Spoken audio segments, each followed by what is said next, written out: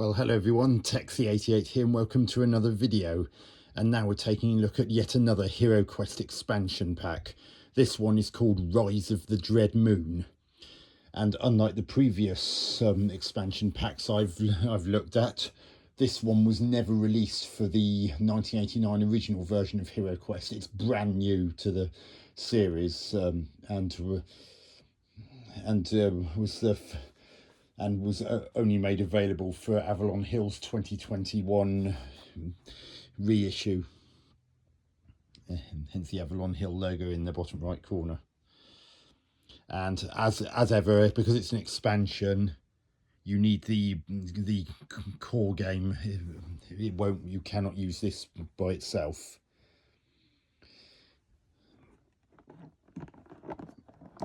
And as ever, on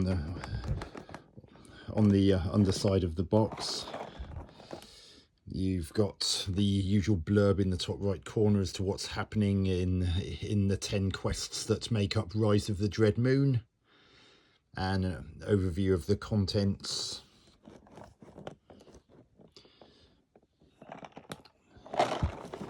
So now we can have a look at that. Let's look inside the box.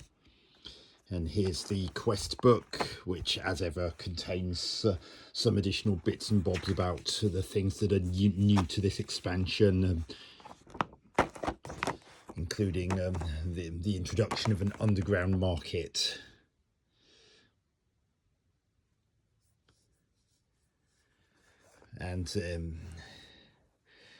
And unlike in previous expansions, there are going to be some occasions where you cannot actually buy anything between quests.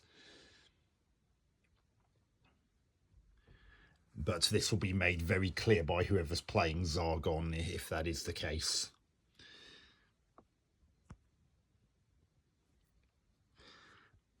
And here are some of the new things that you can buy in addition to the usual weapons and other such things from the core game whenever you do make purchases.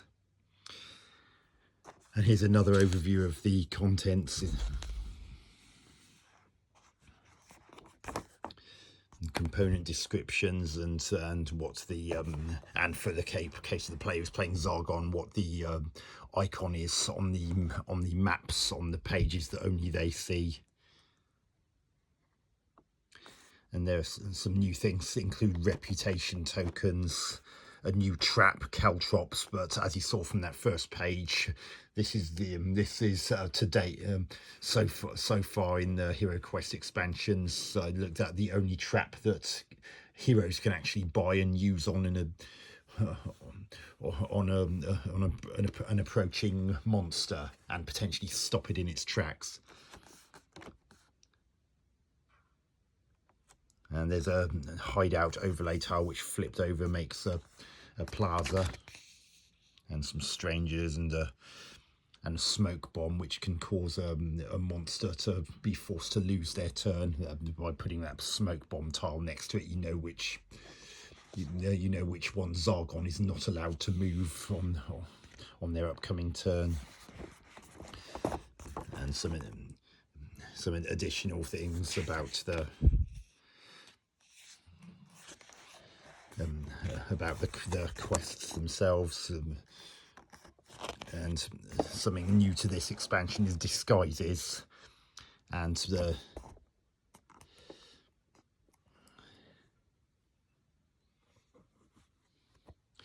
it tells you what you're not permitted to use whilst disguised, and there can be some bonuses if you manage to stay disguised. And a new set of elven mercenaries that pretty much work the same way as the mercenaries that were in the Frozen Horror and were usable in the Mage of the Mirror, both of which I've looked at in previous videos.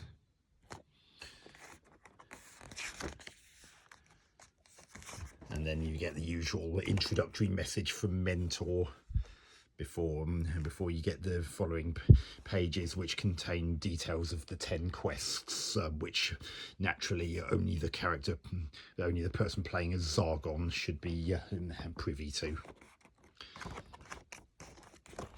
So as for the contents themselves, this expansion introduces a knight as a new hero for the roster. And you can tell he's a hero. That the knight is a hero because of the red colour that they use for the heroes in the existing heroes models. And there are 3 knight skills which, should anyone decide to play as the knight, can use at their. And because the knight is new to this expansion, you get an info card for them.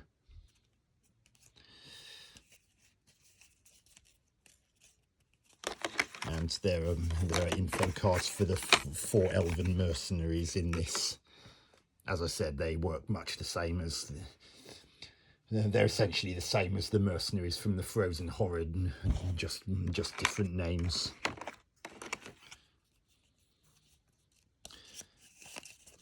And these are some new monster info cards. Got some ethereal ones that can only be damaged with black shields instead of the usual skulls. A Magus Guard. And Safin. They can attack diagonally, which adds an additional challenge. Elven Warrior, basically the same as the Elven Warrior from the Mage of the Mirror. Elven Archer, again, much the same as the Elven Archer from the Mage of the Mirror. Dread Cultist, and Dread Wraith, another ethereal creature.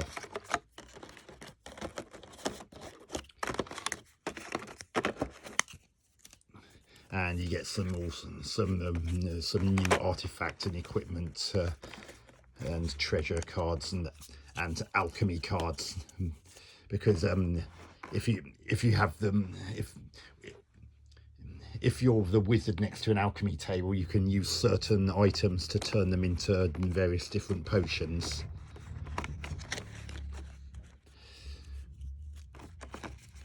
But anyone who's not a wizard would have to have a specific bit of kit that could be potentially bought between quests or in a hideout.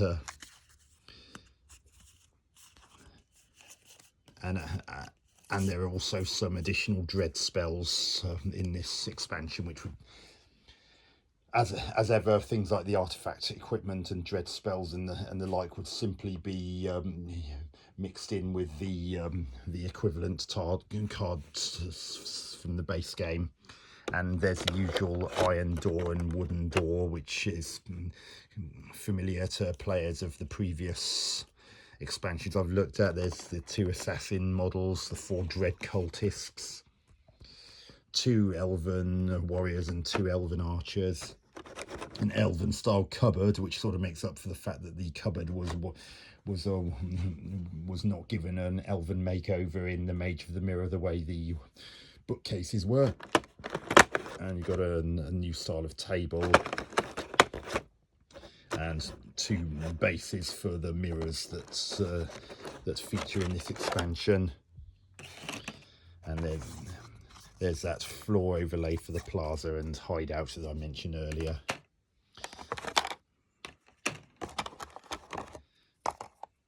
And here's some of those, the reputation token, and one of the things that go in those mirrors that go in one of those stands. A disguise token that you can put alongside a hero that's in disguise. That's both as a reminder to Zargon as to which heroes are currently in disguise and keeping a low profile, and as a reminder to the player controlling that particular hero, as a reminder that, as I said earlier, there are going to be some things they're not going to be permitted to do if they wish to maintain their cover.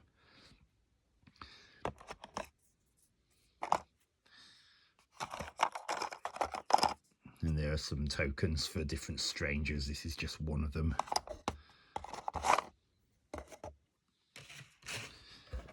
And these are 2 statues.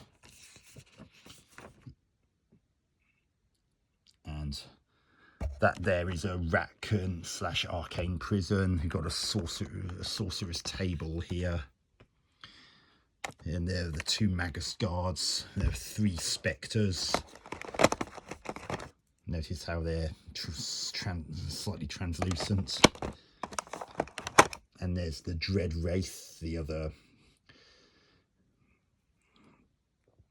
ethereal enemy that is in this quest pack. And these purple things here are the 4 mercenaries that are available for hire by the heroes.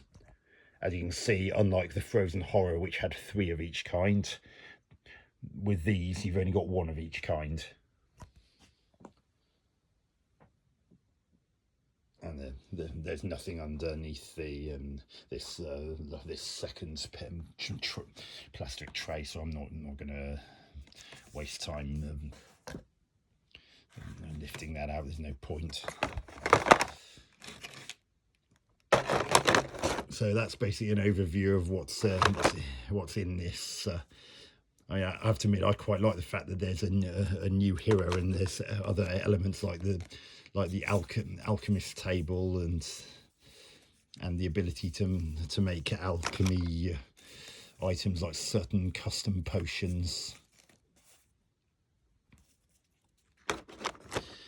Trying to defeat the ethereal enemies is a bit of a nightmare because there's only a 1 in 6 chance of rolling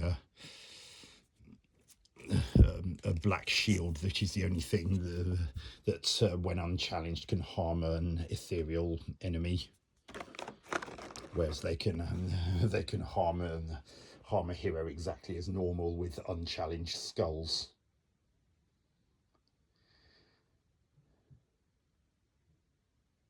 And another thing to note about the knight is that if someone elects to be the knight, that means that they have to sacrifice one of the 4 existing heroes from the core game. You cannot have a 5th hero in your roster, so either the barbarian, the wizard, the elf, or the dwarf would have to take a back seat if someone chose to be the knight. So that is a consideration that everyone has to take when applying a new hero to a potential roster. And there's also a problem if the other 4 main heroes have built themselves up. Anyone playing as the knight would have to start from scratch with their base abilities and no weapons nor gold, whereas the existing 4 could have potentially amassed a whole bunch of other things from any previous expansions and the core game that they've played previously. So that's another thing you'd have to factor into the equation if you choose to be a different hero.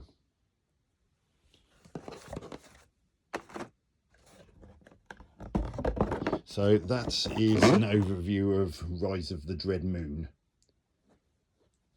the first totally new expansion that was never released for the 1989 Milton Bradley / Games Workshop / Hasbro original. So anyway, I hope you enjoyed this video. Hope to catch you on another one soon.